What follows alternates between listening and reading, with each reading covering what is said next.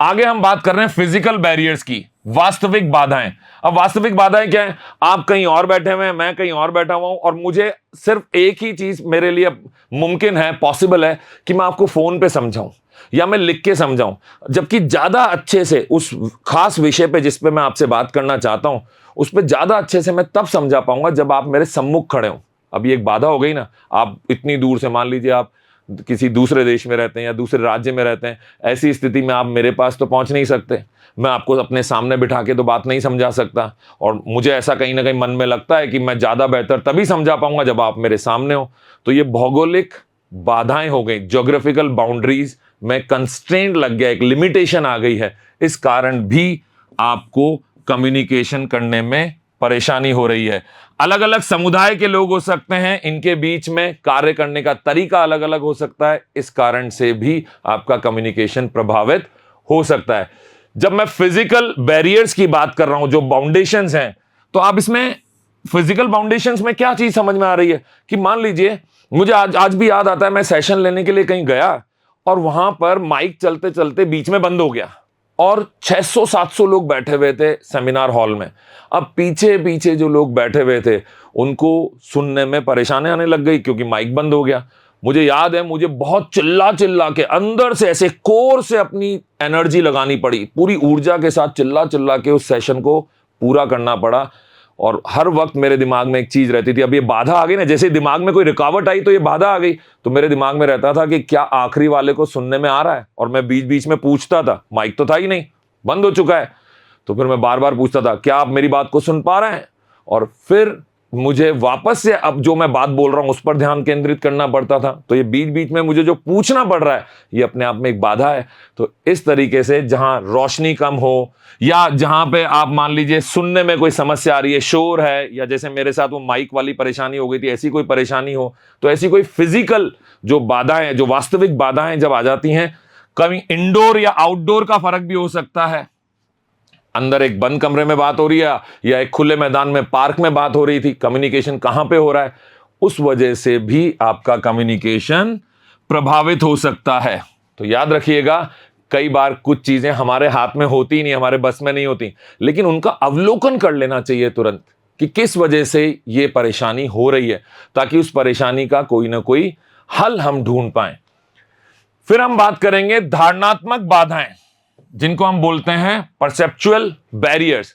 सोच की वजह से जो हमारी बाधाएं उत्पन्न हो जाती हैं, पूर्व धारणाएं हो सकती हैं, पूर्वाग्रह हो सकते हैं, आपके पुराने ऐसे अनुभव हो सकते हैं जिनको हम कटु अनुभव बोलेंगे, इनकी वजह से भी हमारा कम्युनिकेशन प्रभावित होता है। ये हमारी सोच से जुड़ी हुई चीजें हैं। जब कभी कहीं हमें कुछ चयन करना हो, हमारे मन में है कि 3 धारणाओं में से मुझे ये धारणा ज्यादा ठीक लगती है, इस सोच के तो मैं समर्थन नहीं करता हूं, तो ऐसी स्थिति में भी जब चयनात्मक धारणा है और ऐसे अलग अलग व्यक्ति बहुत सारे हैं जिनका चयन अलग अलग हो सकता है धारणाओं को लेकर, ऐसी स्थिति में भी आपका कम्युनिकेशन प्रभावित हो सकता है। समझिए ना बात को, मैं हूं, मेरे सामने 3 लोग हैं, अब तीनों की किसी एक खास विषय पर धारणाएं अलग अलग हैं। अब जब मैं अपनी बात कहूंगा तो उनमें से कोई मुझसे सहमत होगा और कोई मुझसे असहमत होगा, तो मेरा कम्युनिकेशन जो 3 लोगों के साथ था वो पूर्ण रूप से नहीं हो पा रहा, उसको प्रभाव डाल रहा है उस पे उनकी चयनात्मक धारणा की वजह से। दोस्तों, स्टीरियोटाइप या सांस्कृतिक मानकों जैसी चीजें भी आपके कम्युनिकेशन में बैरियर का काम करती हैं। स्टीरियोटाइप मैंने बताया कि हमारी सोच हो जाती है कि मैं तो ऐसे ही करता हूं, मैं ऐसा ही हूं, मेरा यही तरीका है, तो ये आपका एक स्टीरियोटाइप तैयार हो गया जिसमें आप अपने आप को बदलने की कोशिश ही नहीं करना चाहते। आपको लगता है जैसे आपने पहले किया था वही ठीक है और आगे भी वैसे ही होना चाहिए। तो ये जो धारणा है, ये जो तरीका है, ये जो सोच है आपकी, ये भी आपकी कम्युनिकेशन पर नेगेटिव प्रभाव डालती है, नकारात्मक प्रभाव डालती है, एक बैरियर का काम करती है, एक रुकावट का काम करती है। इसी के साथ साथ आपके मानसिक पूर्वाग्रह आपके निर्णय लेने की क्षमताओं को प्रभावित करते हैं, और जब ऐसा होता है तो आप सही समय पे सही निर्णय नहीं ले पा रहे, इसलिए सही बात सही समय पे बोल नहीं पाते। आपको कभी ना कभी ऐसा लगा होगा कि काश मैंने उस वक्त ये बात बोल दी होती, उस वक्त आप झिझक गए, हिचक गए, आपने कुछ सोच लिया इसका प्रभाव क्या हो सकता है, इसका नेगेटिव प्रभाव आ सकता है, और इसी वजह से आपने सही निर्णय नहीं लिया और आपका जो कम्युनिकेशन था वो सही तरीके से नहीं हो पाया। पर वो कहते हैं ना, अब पछताए क्या हो जब चिड़िया चुग गई खेत। तो समय पे अगर आपने सही निर्णय नहीं लिया तो इसका प्रभाव आपके कम्युनिकेशन पर जरूर पड़ेगा।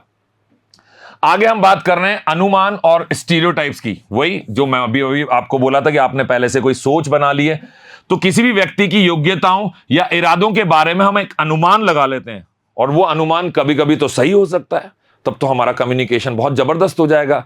लेकिन कई बार ये अनुमान जो है, जो हम सामने वाले के लिए एक सोच बना लेते हैं, ये गलत भी साबित हो सकता है, और ऐसी स्थिति में आपका कम्युनिकेशन पूर्ण रूप से प्रभावित होगा ही होगा। व्यक्तियों या समूहों को विशेष गुणों या व्यवहारों को समझने के बिना हम कुछ निर्धारित कर लेते हैं। मैं जाना ही नहीं, मान लीजिए मैं स्टेज पे पहुंचा और मुझे पता ही नहीं मेरी ऑडियंस क्या सोच के आई है।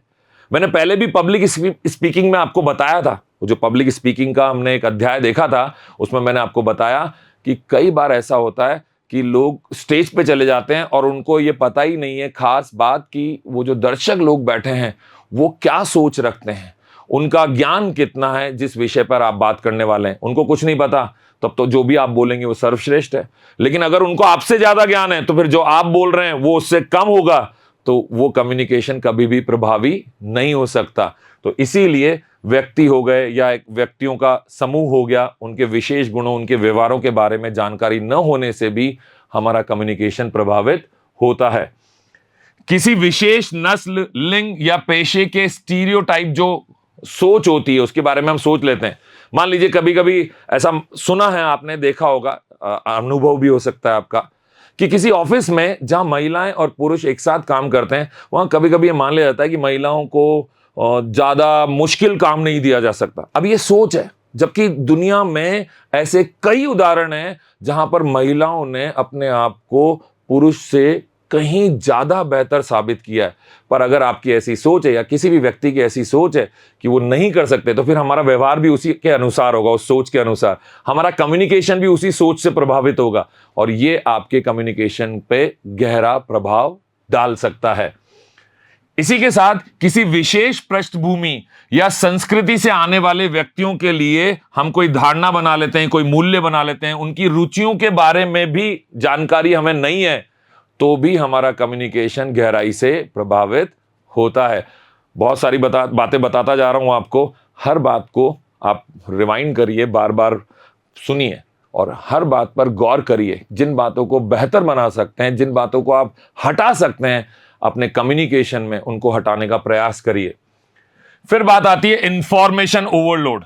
ओहो, ये तो जमाना ही आजकल इसी चीज का है। आप गूगल पर जाइए और वहां पर आप कुछ भी टाइप करिए, आपको एक नहीं हजारों वेबसाइट ऐसी मिलेंगी जो उसके बारे में पॉजिटिव भी बोलेंगी तो नेगेटिव भी बोलेंगी। अभी कुछ दिनों पहले मैं गूगल पर गया और मैंने लिखा दूध पीने के फायदे, तो ऐसी बहुत सारी वेबसाइट्स खुल गई, ऐसी बहुत सारी इंफॉर्मेशंस मुझे मिल गई जिसमें दूध पीने के बहुत सारे फायदे बताए थे। फिर मुझे कुछ सूझा और मैंने लिखा दूध पीने के नुकसान। आप नहीं मानेंगे, जितने फायदे के लिए बातें लिखी गई थी उससे ज्यादा नुकसान की बातें दूध पीने से संबंधित थी। जबकि हमारी परवरिश तो हमेशा से ऐसी हुई है कि जब बच्चा बड़ा होता है तो कहते हैं कि इसको दूध पिलाइए, और बड़े होने तक भी लोग जो है अपने नाश्ते में या रात को सोने से पहले दूध पीते हैं। अब आपके पास इतनी इंफॉर्मेशन आ गई, अब समझ ही नहीं आ रहा कि मैं दूध पी के सही कर रहा हूं कि मैं दूध पी के गलत कर रहा हूं। तो इसी को बोलते हैं इंफॉर्मेशन ओवरलोड। जानकारी की अधिकता, मतलब जरूरत से ज्यादा जानकारी अगर आपके पास हो तो समय पे कभी कभी यह पता ही नहीं चल पाता कि मुझे क्या बोलना है और क्या नहीं बोलना है, जो मैं बोल रहा हूं वो कितना सच है और वो कितना गलत है। तो उपलब्ध जानकारी की बहुतायात एक्सेसिव हो गई है, बहुत ज्यादा हो गई है, इससे घबराहट हो जाती है, और बिल्कुल हो जाती है। और इसी वजह से जो आपको पता है और जो आपको नहीं पता है उसमें प्राथमिकता जो है निर्धारित करने में समस्या होती है। मतलब आपको लगता है कि ये जो मैं बात बोल रहा हूं पूरी भी बोल रहा हूं कि नहीं, या कभी कभी आपको लगता है जो मैंने बोला वही पूरी बात है। तो ये जो कंफ्यूजन है ये किस वजह से है? क्योंकि इंफॉर्मेशन का ओवरलोड हो गया है। तो ये भी जानना बहुत जरूरी है कि कितनी इंफॉर्मेशन, कितनी जानकारी आपके लिए उचित है, अदरवाइज आपका पूरा कम्युनिकेशन खराब हो सकता है। निरंतर जानकारी का उपभोग करने से, बार बार आप इंफॉर्मेशन ले रहे हैं, तो आप जब ऐसा करेंगे तो कभी कभी आपके पास गलत जानकारी भी आ जाएगी और कभी कभी आप थक जाएंगे, आपको मानसिक थकावट होने लगेगी। एक ही चीज के बारे में न जाने क्या क्या लिखा हुआ है, न जाने क्या क्या आपने पढ़ लिया, और इस वजह से आपको जब जानकारी में परेशानी हो रही है, उसको इकट्ठा करने में परेशानी हो रही है, तो फिर किसी के साथ बातचीत करने में भी, उस जानकारी के बारे में बात करने में भी परेशानी होगी ही होगी, और ये आपके कम्युनिकेशन को प्रभावित करेगी। जानकारी की अधिकता के कारण महत्वपूर्ण विवरणों को याद रखने में कितनी समस्या होती है, और यह समस्या आपके कम्युनिकेशन को खराब कर देगी। जब आपको चीजें याद नहीं रहेंगी, क्योंकि बहुत सारी चीजें आपने पढ़ ली थी, बहुत सारी चीजें आपने देख ली थी, वीडियो देख लिया, ऑडियो सुन लिया एक ही टॉपिक पे, फिर तो आपको उसको याद रखना बहुत मुश्किल हो जाएगा। तो जो भी आप पढ़ें उसको ढंग से पढ़िए, ढंग से याद करिए, उसकी प्रैक्टिस करिए, और फिर कम्युनिकेशन में उसका इस्तेमाल करिए। आगे मैं बात करूंगा जानकारी के समुद्र में निर्णय लेना या कार्रवाई करना जो है, इसमें बड़ी कठिनाई हो जाती है। ज्यादा जानकारी की वजह से आपकी निर्णय लेने की क्षमता खराब हो सकती है, उसमें प्रभाव पड़ सकता है, और ऐसी स्थिति में आपका कम्युनिकेशन प्रभावित होगा। इसी प्रकार से हम बात करेंगे प्रामाणिकता और शक्ति गति की, जिसको बोलते हैं हायरार्की एंड पावर डायनामिक्स। कई बार समझाया मैंने आपको। पावर डायनामिक्स का सीधा सीधा मतलब है, या तो आप पावर में हैं और आप जिससे बात कर रहे हैं वो आपसे कम शक्तिशाली है। शक्तिशाली मतलब शारीरिक शक्ति नहीं, ये शारीरिक शक्ति भी हो सकती है, ये मानसिक शक्ति भी हो सकती है। मतलब आप खुद को ज्यादा नॉलेजेबल मानते हैं, खुद को ज्यादा समझदार मानते हैं, सामने वाले को पहले से ही मान के चलते हैं कि उसमें कम समझ है। या हो सकता है ये पद में भी फर्क दिखाता हो। किसी ऑफिस में आप और मैं दोनों काम करते हैं और मैं आपका सीनियर हूं, ऐसी स्थिति में आप जब भी मुझसे बात करेंगे तो आपके मन में डर होगा कि कहीं मैं अपने सीनियर को ऐसा ना हो कि उसको अपमानित कर दूं, या मैं उसको कहीं ना कहीं हर्ट कर दूं, उससे उसको चोट पहुंचे और बाद में मुझे इसका नुकसान उठाना पड़े। तो ये जो हायरार्की है, ये जो पावर डायनामिक्स है, इसकी वजह से भी लोगों में हिचकिचाहट रहती है बातचीत करने में।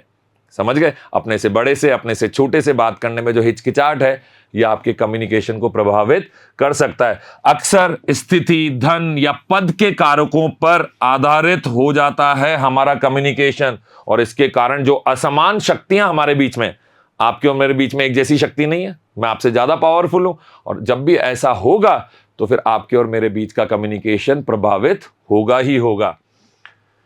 शक्ति गति की, जिसको बोलते हैं पावर डायनामिक्स, ये सामाजिक और संगठनात्मक जो आपके जो डिसीजन मेकिंग होते हैं, उन सारे संदर्भों में ये आपके कम्युनिकेशन के पैटर्न को, निर्णय लेने की प्रक्रियाओं को प्रभावित करता है, और इस प्रभाव की वजह से आपका संचार भी प्रभावित होता है।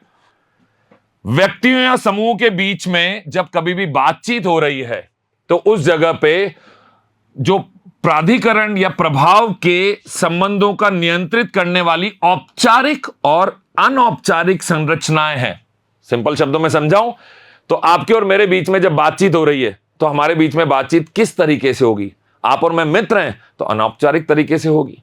अगर आप मुझसे सीनियर हैं, आप मेरे से बड़े हैं पद में, आप मुझसे ज्यादा शक्तिशाली हैं, तो फिर मैं औपचारिक तरीके से बात करूंगा, वहां बहुत फॉर्मल तरीके से बात करूंगा, मुझे बहुत सभ्य तरीके से बात करनी होगी, बहुत ज्यादा विनम्रता से करनी होगी, डरते डरते करनी होगी, कह सकते हैं। ऐसी स्थिति में हो सकता है कि मैं उचित बात बोल ही ना पाऊं।